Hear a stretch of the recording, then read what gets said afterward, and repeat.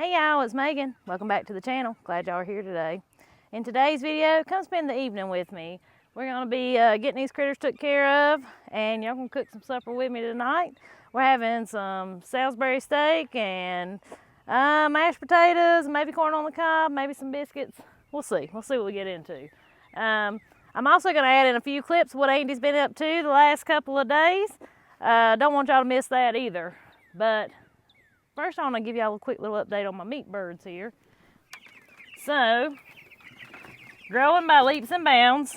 If you've never grown Cornish cross, they grow like crazy, okay? At this point, at their size, they would be going out to the pasture, out to the chicken tractor. But it's been nice and warm. They ain't had their heat lamp on or anything, but starting tomorrow, I think, at night, we're supposed to have like 3 nights in the low 30s. So I'm worried about putting them out to the pasture, so they're just going to chill out in this little brooder house just a little bit longer. I changed out their wood chips and stuff yesterday. Again, if you've never raised these Cornish cross, man, they get to stinking in a hurry if you've got them stationary like this right here. But they're all healthy, hadn't lost any more. I'm going to put them another water in here because they're getting to where they're drinking a whole lot of water. I need to go fill that one up now.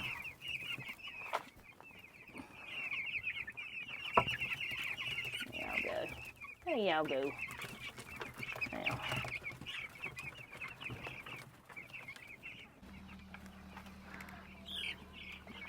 There y'all go.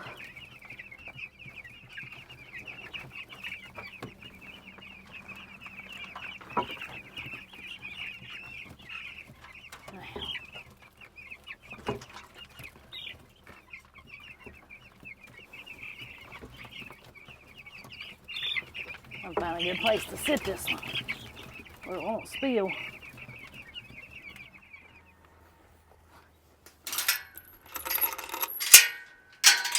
Come on. Come on. Watch out, watch out.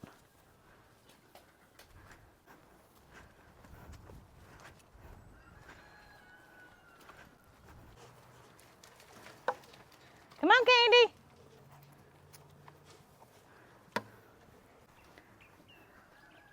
Good girl.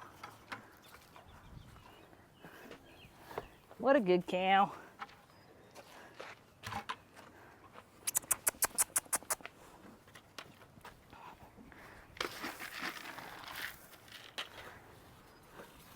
Come on in here, girlfriend. Come on.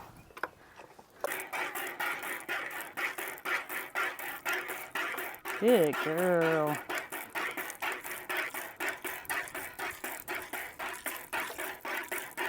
Good girl.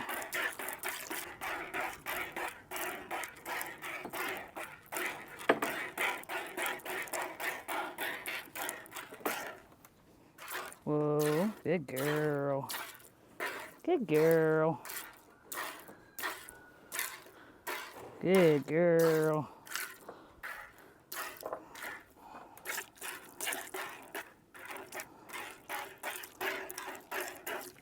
Hey now. Easy. Good girl.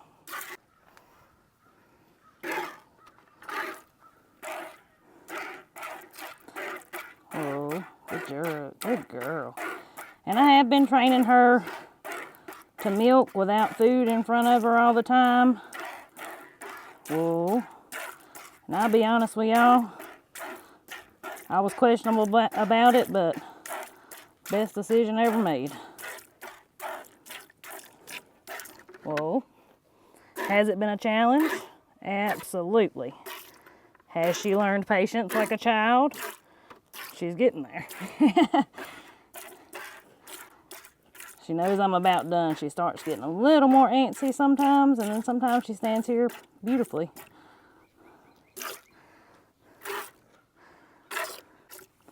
Good girl, Candy. Good job. Easy now. We're almost done. Yee, baby. Good job.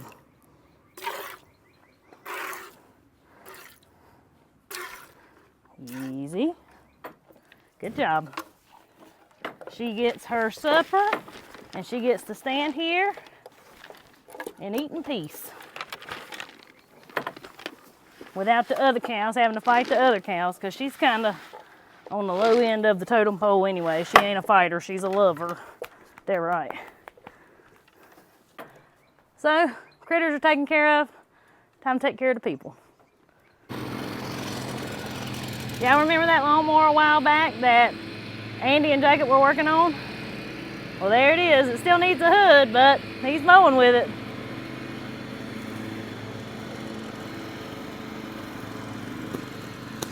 Try to do some time management skills. I'm gonna go ahead and get my oven preheating to, let's do 450 tonight for our biscuits. We're gonna get our hamburger patties out to make our Salisbury steak, then start our taters and all that good stuff. Y'all saw on a previous video that we decided to turn this old chicken coop into a garden space. Well, I've had all these old pots right here forever.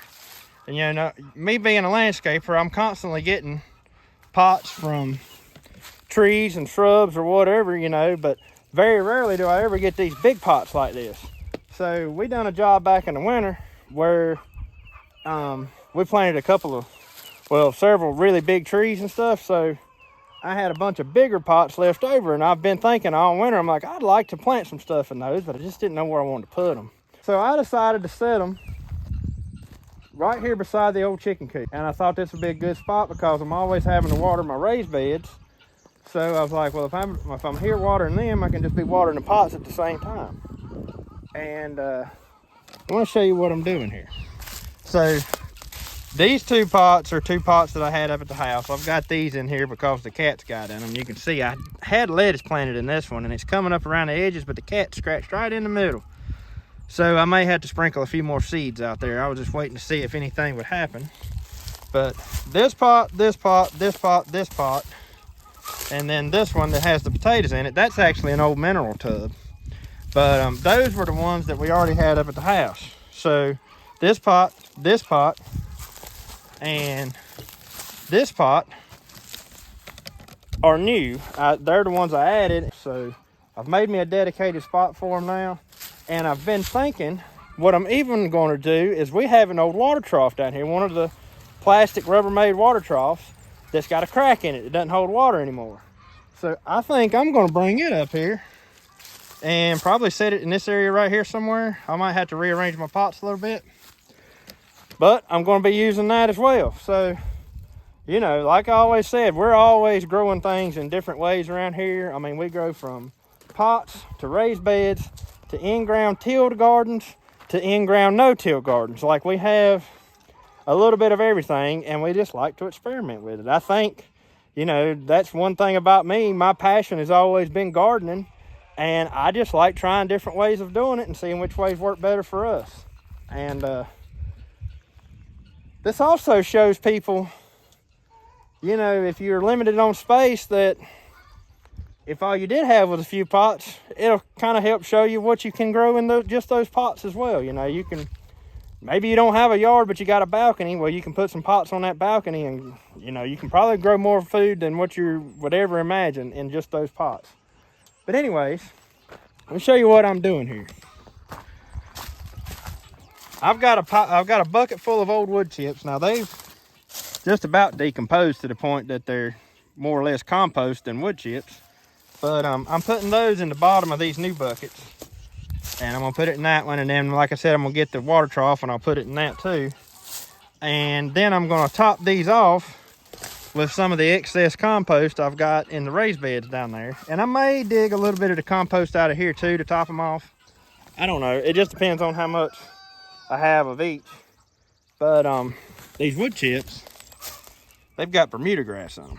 So I'm making sure to get all that out, because I don't care how deep you bury that in that pot, that Bermuda grass will find a way out, and it'll start taking that pot over. And I wasn't even going to video this, but I thought it was pretty interesting. I'm like, it's turning out nicer than I expected, so I thought I would share it with y'all as well.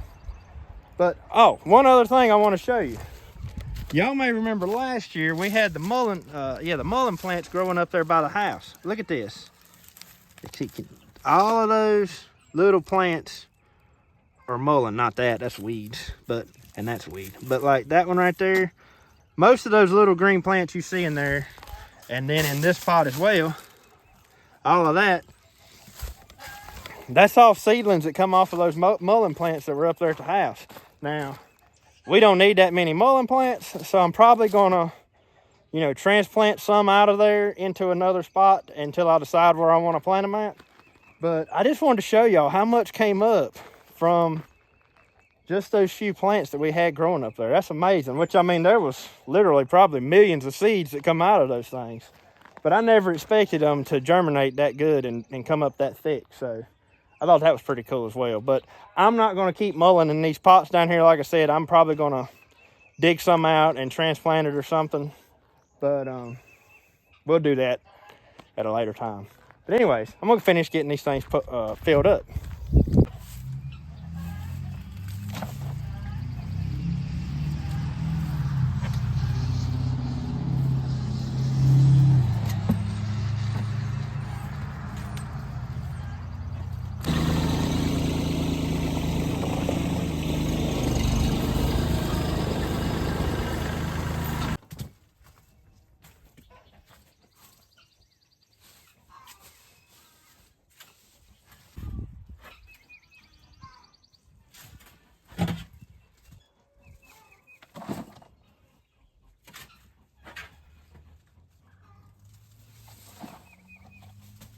All right, so I got all these filled up. I want to show them. Like I said, we'll top this one off with some compost. We'll top that one off. We'll figure out what we're going to do with the mullein plants here. Those and those. And we might even get some out of that. But we're going to top that off with some better compost. And then here's my water trough I was talking about. I'm not 100% sure how I like it there because it sits up so high. I don't know. To me, it sort of looks a little odd. But, I mean, I've been wondering for a while what in the world we could do with this water trough. I didn't really want to throw it away, but it's been kind of sitting in the way. And, well, I think now I figured out what we're going to do with it. I pulled the drain plug out of it just to make sure that it does drain well. However, it does got a crack in it somewhere because it will not hold water at all. But, I think this is going to work pretty good. It may not be the prettiest, but it's still probably going to grow some good food right here. All right, got the milk in the fridge. Let's get this going. We're going to start off with just a couple of pounds of hamburger meat or ground beef, however what you want to call it.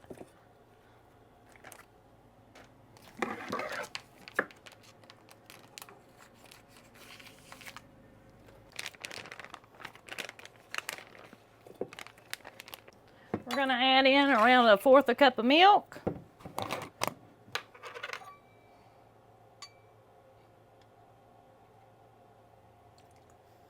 And most of my recipes I do, y'all, I'll be sure to put my best guess on measurements down in the description. We're going to put us some crackers in it or breadcrumbs if you have them. I usually just use crackers in place of breadcrumbs.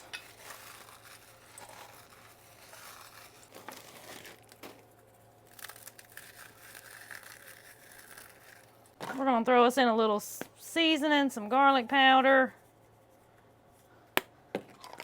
Could use minced garlic, but for this I'm just using my powders. Onion powder. Some Italian seasoning.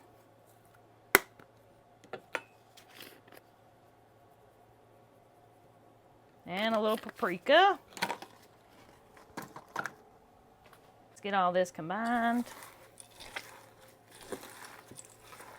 Actually, let's throw some salt and pepper in there too.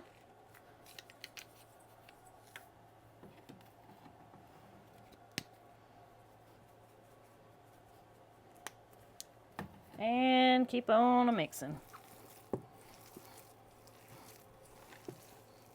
Now, let's heat us some grease in the pan here.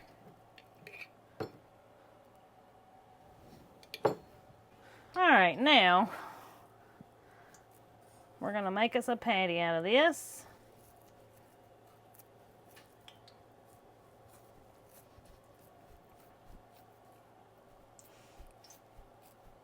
We're gonna dip it in a little bit of flour here. Just enough to get a small little coating on the outside. Put that there. Let that cook till it gets decently brown. I might have made that one too big.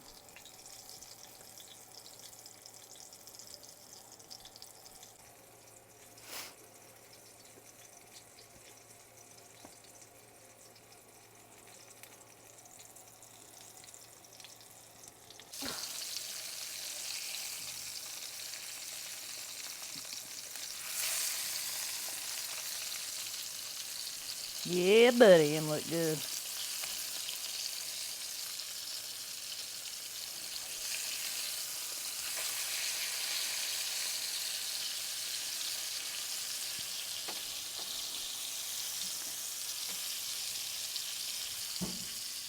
I'm gonna go run the tiller through my garden and get all that chopped up and try to get all that clover worked into the soil.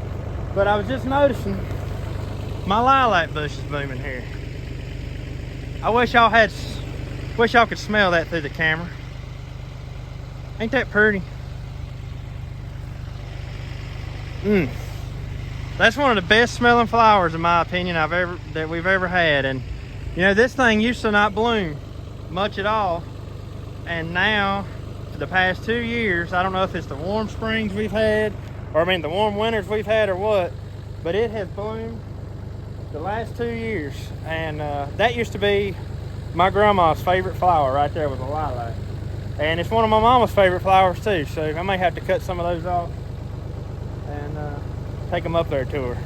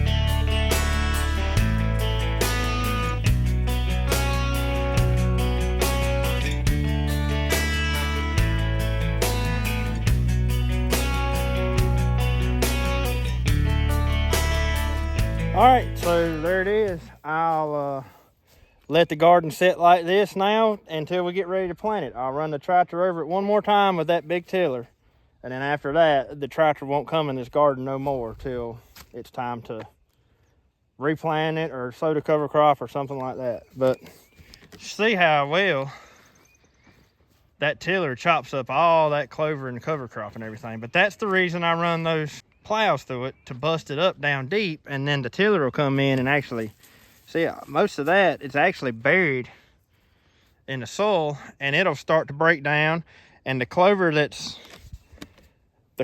underneath the soil, any nitrogen or anything that's in that leaf, now that it's green matter underneath the soil, it'll start to break down in the soil and release that nitrogen into the ground as well. Not only does it come from the roots, it'll also be released into the ground from the leaves as well. That's why you want to till it under while it's still green.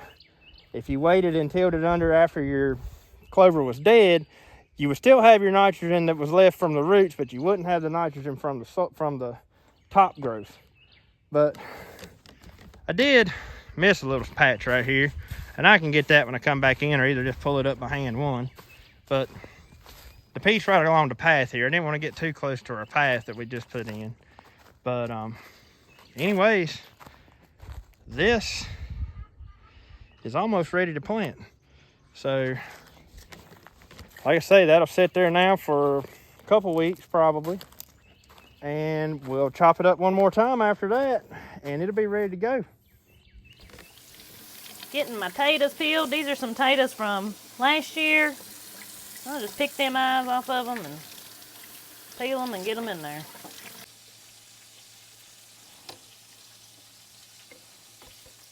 Just making a small little pot tonight.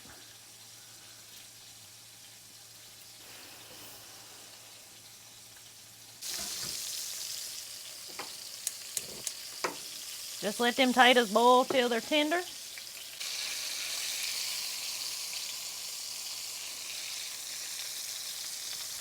All right, I'm gonna get that on the plate. We're still gonna let it cook for a while in our gravy, so I'm not worried about it if it's not completely done in the middle. Plus it's our beef, so as long as it ain't raw in the middle, it's all right.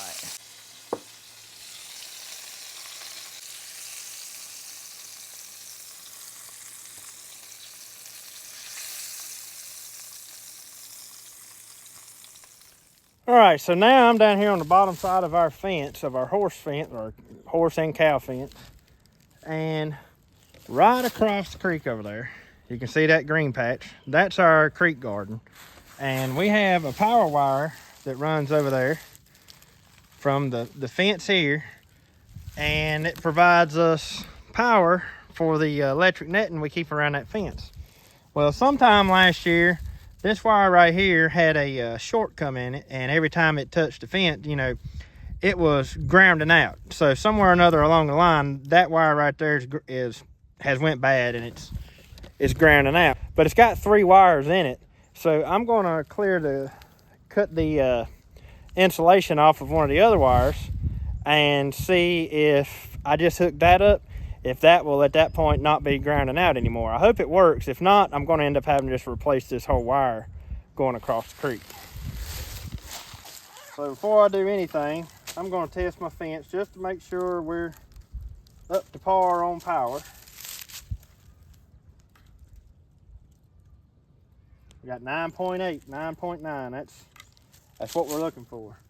So I guess one of those wires is a ground wire, so we won't take that one. We'll take this wire right here, the white wire. We'll clear the insulation off of it and hook it up and see if that kills our power. I don't trust it. I'm gonna use that as a little bit of protection as well.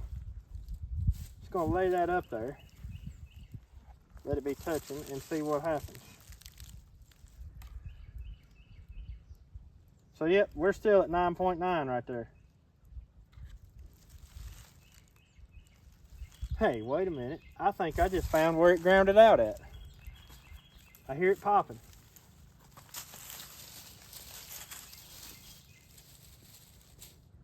Look at there.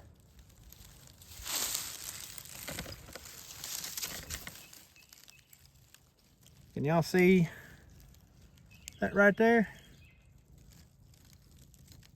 Right there. So apparently the T-post itself rubbed a hole in the insulation here. How about that? Let's hook the other one up and see if that fixes that problem.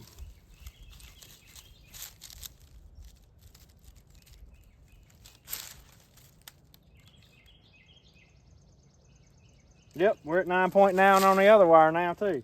So I just found the short. How about that?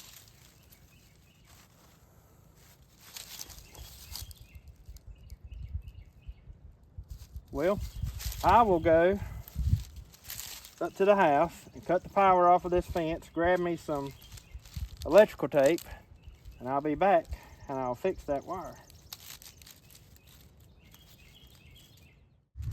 I'm just going to simply wrap that wire around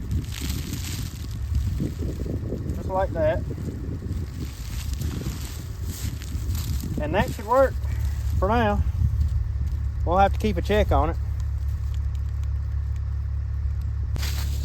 Now I'm gonna go over here across the creek and straighten up all my netting and try to get me a good little clean path around for the netting, and go ahead and get some power on that netting so the deer will learn before we even get anything planted that there's power on that netting and they need to stay away from it. Now let's make us some biscuits. I might even make y'all some pretty biscuits tonight. I ain't made no pretty biscuits in a while. So we're gonna need 2 cups of all-purpose flour, some salt, a heaping tablespoon of baking powder. We're gonna get all that combined. We're gonna do 1 teaspoonfuls of lard, a couple spoonfuls of butter,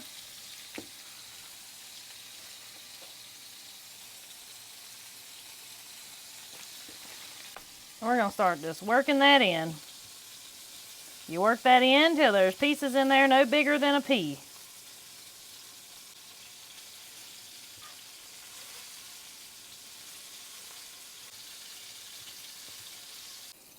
Now we're gonna add us in some buttermilk. We may need a little more than that. We'll just have to see here.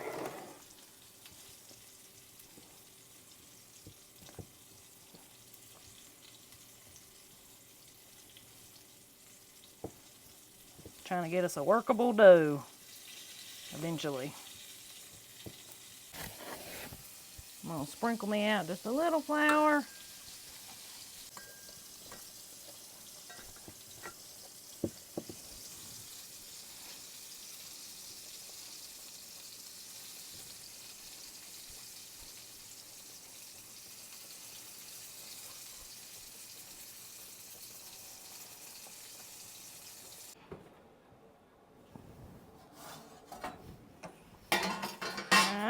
My pan's preheated.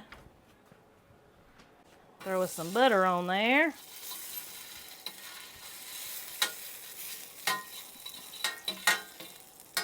All right. We're gonna cut them out about this size today. So you just go straight down. Then out pops a perfect little biscuit.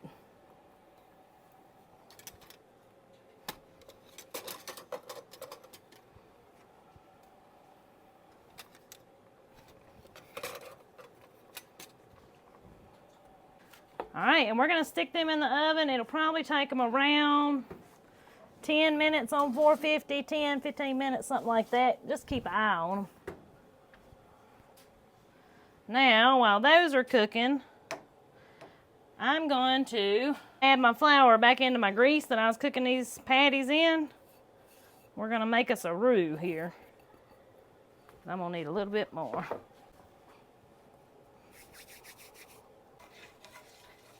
You want enough flour in here to soak up what grease you got, or else you'll have a layer of grease floating on top of your gravy.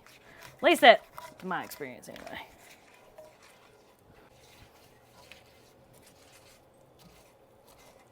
All right, I hope y'all can see how thick that's gotten there, and that flour has soaked up that grease. Let it cook there just a minute.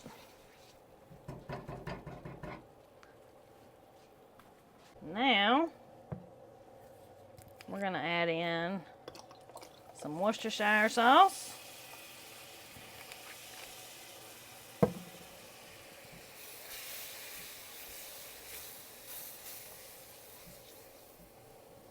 Some chicken broth.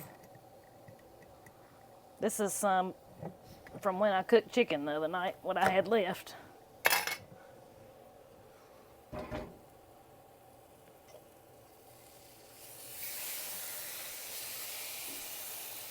But if you can see how gelled up it is, that's a really good sign when you're making homemade broth. That means it's got all the good stuff in it. But it'll liquefy again once it gets hot. So what we're doing here, we're making us a nice gravy for our Salisbury steak.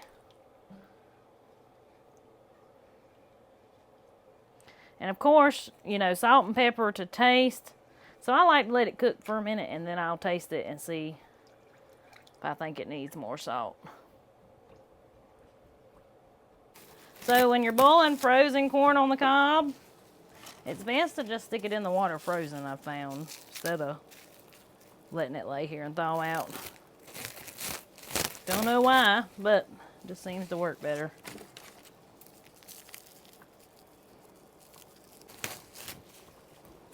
Our gravy is looking awesome. So we're just gonna start stacking our patties in there. I'm gonna have to kind of like overlap them a little bit, I think, for them all to fit. We'll see. So we're gonna let them cook about 15 minutes in that gravy. I'm gonna work them around here and see if I can get everybody in some gravy. And then hopefully by that time, our corn and our taters will be done. We'll be ready to eat.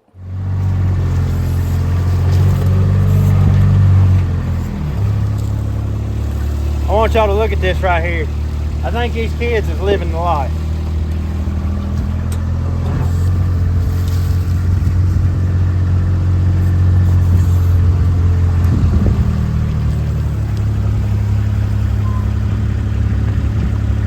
Y'all tell me, you think they got it made or not? All right, so I'm not going to bore y'all with everything I'm going to do down here, but I'm going to tell you what my main goal is here. I'm going to go around and clean up all this netting. You see out there, it's falling. And we got a spot over there, it's fell, but that's because the deer's been running through it. And, you know, there's our crimson clover, and as you can see, it's not very tall because the deer's been getting in there eating on it. Well, now that things are warmed up, I've been thinking about it, and I was like, I'll try to get this fixed so that the deer can't get in here for two reasons. Like I said, to let them know there's power on this and they don't need to be messing with it, but also so that crimson clover can actually grow and be a little bit of something to work into the soil. So what I'm going to do is just pull all this netting across here up and probably across the back and down that side. This side right here is pretty clean. And I'm going to take my push mower and I'm going to mow me a path out, and then I'll put the netting right back up behind me. So I better get that thing started if I'm going to get it done.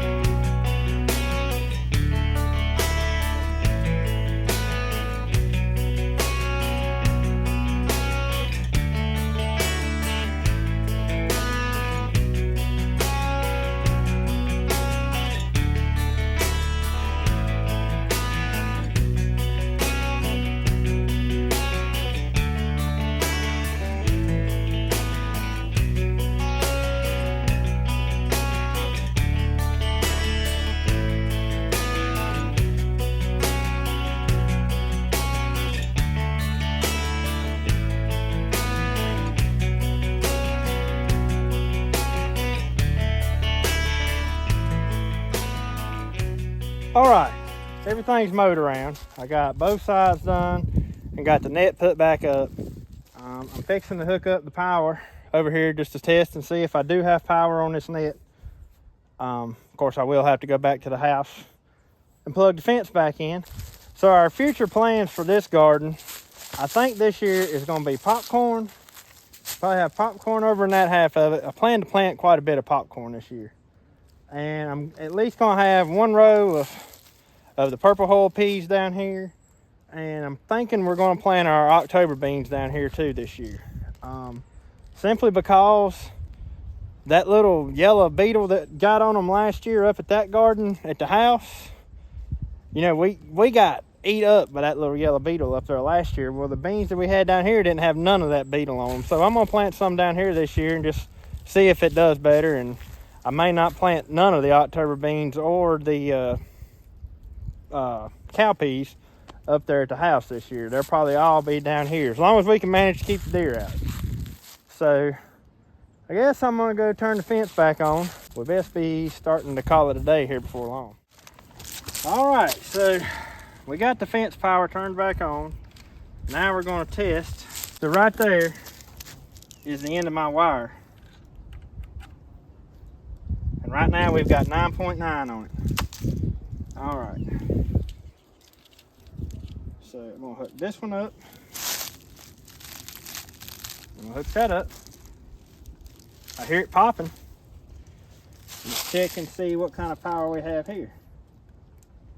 Oh wow, it's at 9.9. So we don't have any power loss through that net. That's good. That's what I wanted, because that's the main reason I mowed out through the thick spots there. On this thin grass here, the net will start to burn that grass back, so that should be no problem. We have the netting up because we try to keep the coons out, and for the most part that works, but we found that you really got to keep good power on this fence for the coons to stay out of it. If they ever test it and it don't have power on it, trust me, they're going to start getting in there. You can see that from last year's videos. So, all right, I got to get back to the house. My biscuits are done.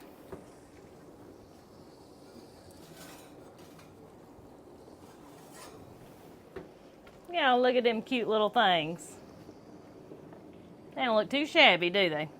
And so usually, it always cracks me up, because usually when they rise up, they rise and they like just come over a little bit. But I like them cut out like that. I think they're cute. And I want to show y'all this. A sweet subscriber made me some of these and sent them to me. So definitely going to put those to use. And thank you so much if you're watching this video. But yeah, they're nice and fluffy and falling over. So I'm going to get some butter on top of these. And we're almost ready to eat. My potatoes are good and soft. So I'm going to strain the water out. I personally like to strain all the water out. I don't know what y'all do, but this is just kind of how I was taught. All right. Put you a whole pile of butter in them taters. Tater ain't good without a pile of butter in it. All right, now we're going to pour us in some milk.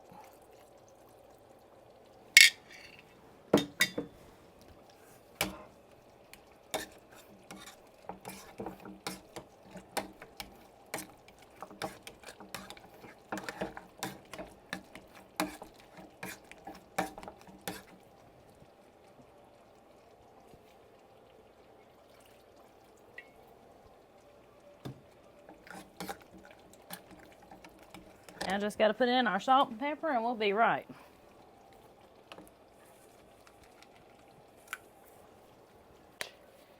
Oops.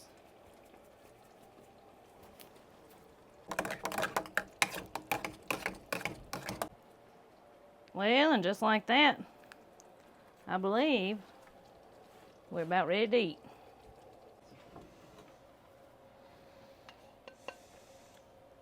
This looks good.